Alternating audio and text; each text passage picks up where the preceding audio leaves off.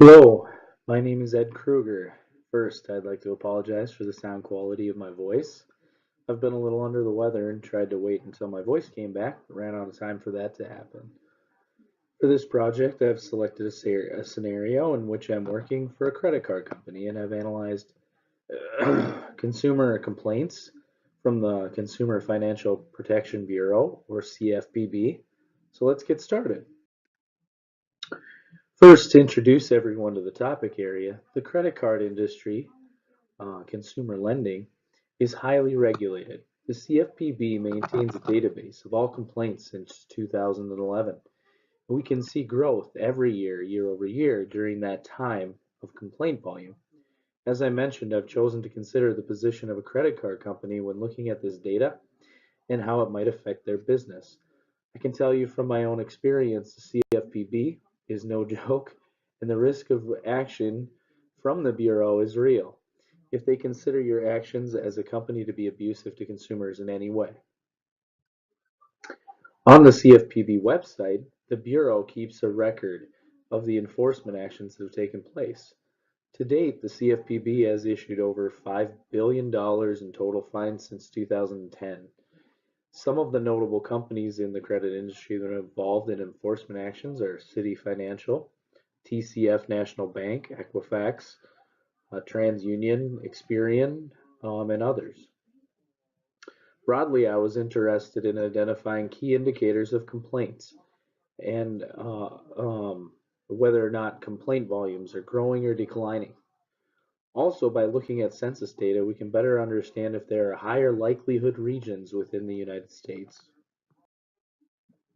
To keep a concise purpose of this project, the scope was narrowed to five main questions, which are the instance of complaints in growth or decline?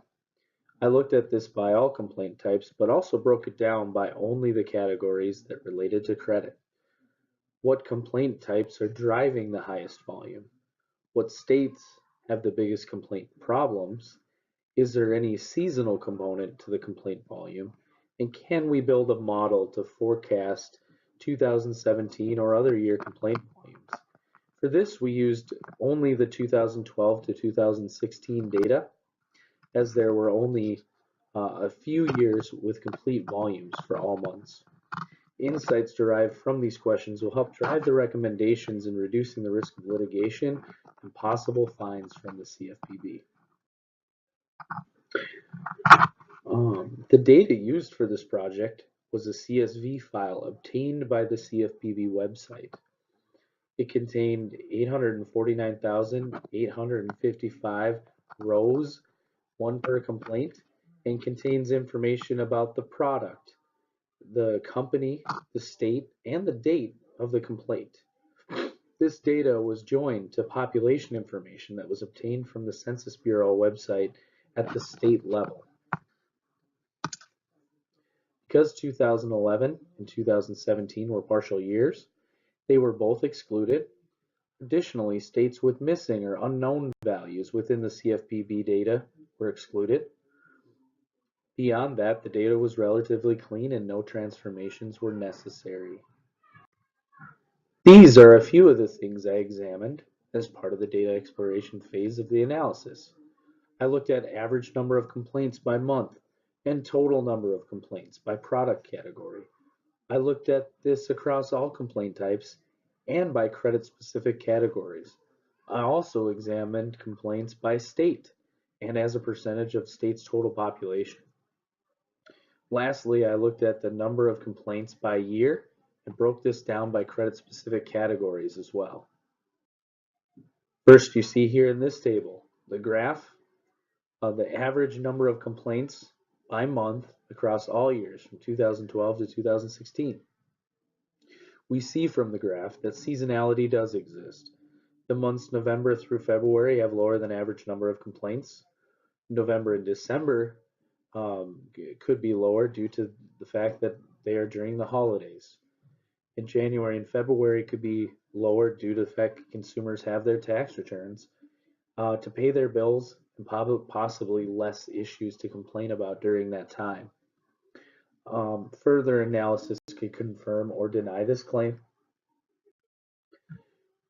Next, I examine the same metric of average complaints by month, except now the focus is only on the categories related to credit. Starting with average number of complaints by month, seasonality is still a factor. January and February are still showing the lowest volume compared to the monthly overall average. Then, I examine the total number of complaints by product category. It can be seen that the top four categories in terms of total complaint volume are mortgage, debt collection, credit reporting, and credit cards. Debt collection and credit cards are directly related to our business, while credit reporting is indirectly related. Since three of the top four CFPB complaint categories are related to our business, it confirms the urgency for us to begin using this information to better mitigate risk. Next, I examine the same metric, total complaints by product category, but focused only on the categories related to credit. By category, debt collection and credit cards dominate the volume as they account for over 86% of the total complaint volume. Because debt collections are over 50%, being extra careful not to have abusive collection practices will help control risk. The next thing considered is the volume of complaints by state. As expected, states with high populations like California, Florida, Texas, and New York are the top four. They have the highest complaint volume. This is not very useful or interesting as it only tells us which states have the highest population. This is what drove the need to pull in the census data and look at it as a percentage of the total population, which is found on the next slide. Shown in this graph are the states that have a higher than average likelihood to complain to the CFPB per person. It can be seen from the graph that people living in Washington, D.C. are the most likely to complain to the CFPB. Further, it can be seen that Florida, California, and New York are all in the top 10 in terms of complaints to the CFPB.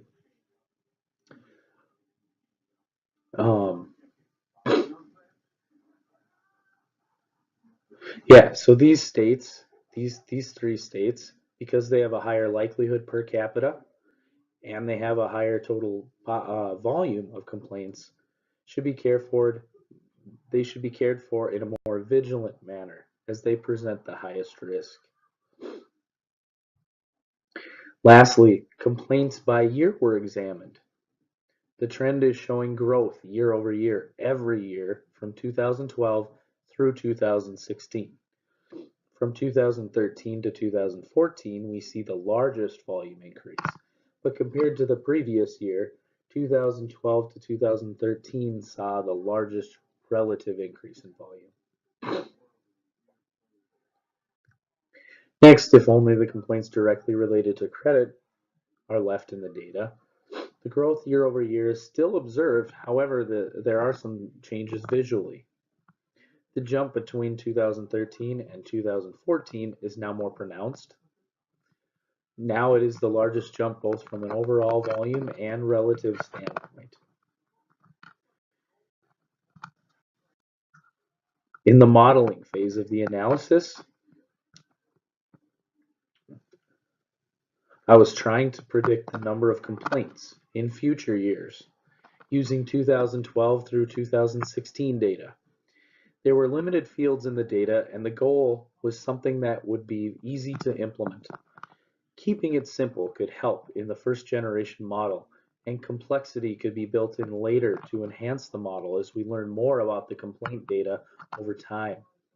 A few model types were tried. Simple linear regression, logarithmic, and parabolic models were tried. Additionally, a model was developed for all complaint types as well as credit only. Using a linear fit, there is a decent fit with an R-squared value of 0.9677. This indicates a strong fit. However, because the relative growth is slowing after 2014, a logarithmic model was fit and a parabolic model. Of the two, the parabolic model fit the data best as it produced a 0.9912 R squared as seen in the table. It's hard to determine how much of the growth will slow going into 2017. Also, assuming a parabolic fit may cause challenges later, as it would naturally imply a decline in the future. So this model may work for a year or two, but it would be wise to monitor and consider refitting with more data. Next, if only the complaint types related to credit were kept, below, the linear model does not fit the data as well as the 0.9677 R squared seen when all complaint types were included, as it was only 0.9114. Again, the parabolic model improves the fit and increases the R square to 0.9458 in this case. Because the data does appear to indicate a slowing of growth after 2014, a parabolic fit may be more appropriate for the data, only including complaint types related to credit specifically. It is important to note that because of the simplicity of the problem, it was not necessary to control for overfitting. Resampling was not used, and class imbalances were also a non-issue. Based on the method used, the data is indicating a strong association between year and volume of complaints across credit-specific complaint types and all complaint types. Year, in this case, is our predictor variable and is showing strong performance.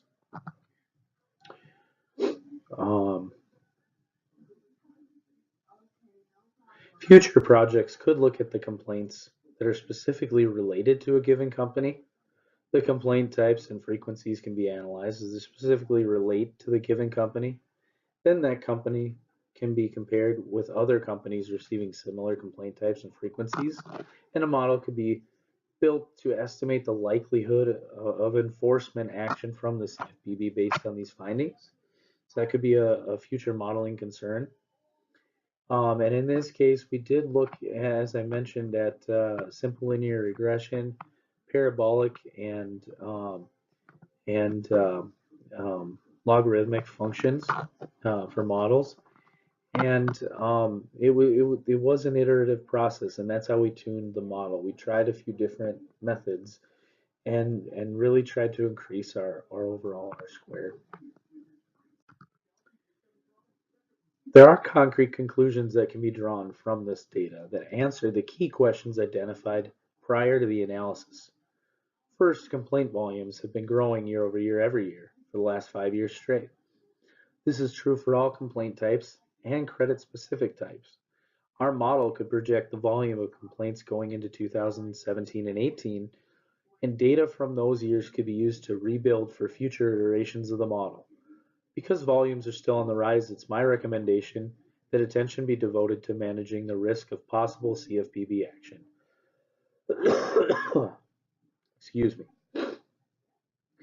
Mortgage was the most significant complaint type, covering over 30% of all complaints. However, the next three categories, making up almost 50% of the complaints, are either directly or indirectly related to credit cards.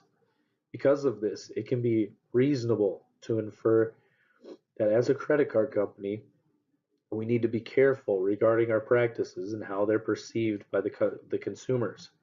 Specifically, the debt collections was the highest volume complaint area for us.